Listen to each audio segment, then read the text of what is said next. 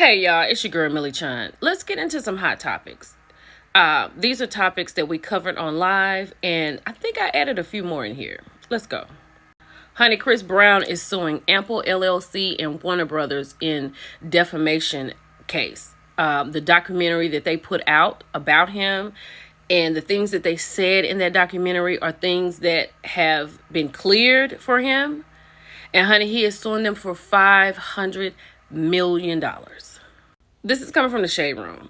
And the statement shares that before the release of the film, they were notified of the false and misleading narrative that accused Chris of SA and witness tampering.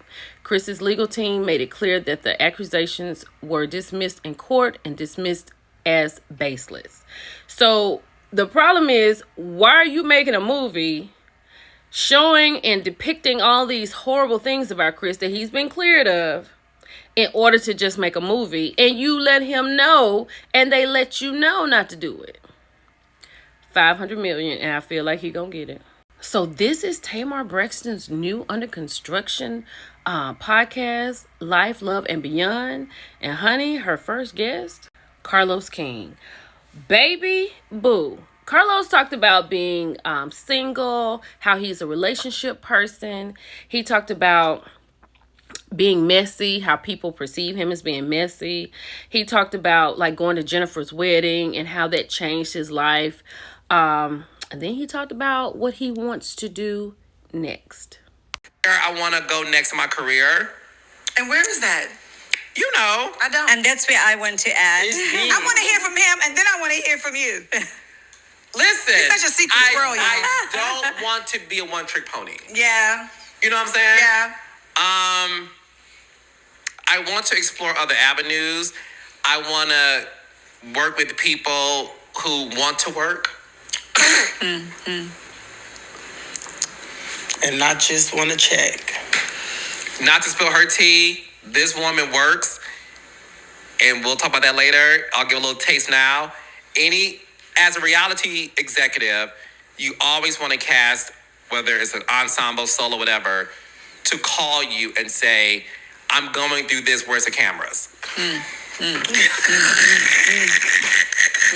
Braxton be like, I'm going through something, where's the cameras? I'm like, hey, so it's tomorrow, it's in the morning, I'll pay for it. Let's get, you know what I mean? Like, right. you want that. So I want to work with people like that, who wants to work. And I want to explore concerts, you know. Promoting? Well, just like documentaries. Okay. You know, I look at what Beyonce did, you know, with her musical documentary, Renaissance. And I want to do more of that. So this is the direction that he will be going in. He wants to start producing documentaries. This lady that's over to the far right, she's like a fortune teller, a card reader, you know. So she was telling him how he was feeling and who he is as a person, and he was, you know, how he prays. So she was pulling things out of him, and it was a lot. It was a lot because these two together are a lot for me. So that's what's up next for Carlos King. He wants to produce documentaries. So we'll see how long that contract lasts, because he said he wants to work with people who want to work. Let's keep going. Baby Sunny went live yesterday. She said the gloves are off. I'm tired of being nice to these women. She talked about how Destiny was somebody who get her back cracked, and then Moses goes home to his wife. But you know what? More interesting in this that I got.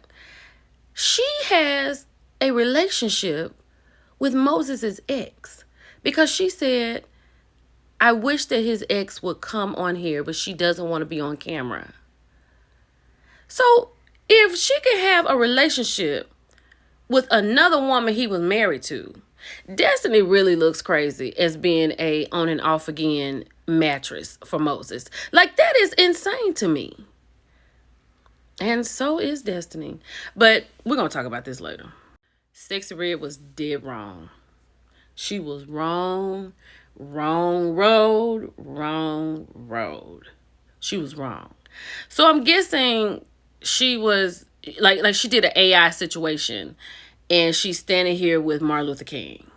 And who did not like that was his baby girl.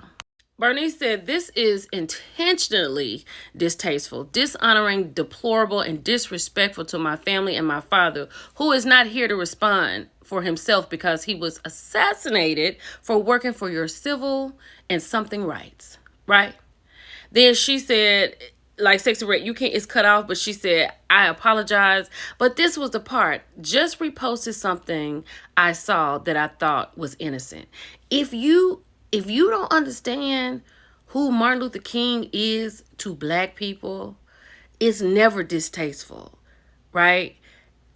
It's never distasteful. The man has a national holiday. We recognize his birthday. It can never be distasteful. He worked diligently for the black community. Like, nothing about that just gave you pause.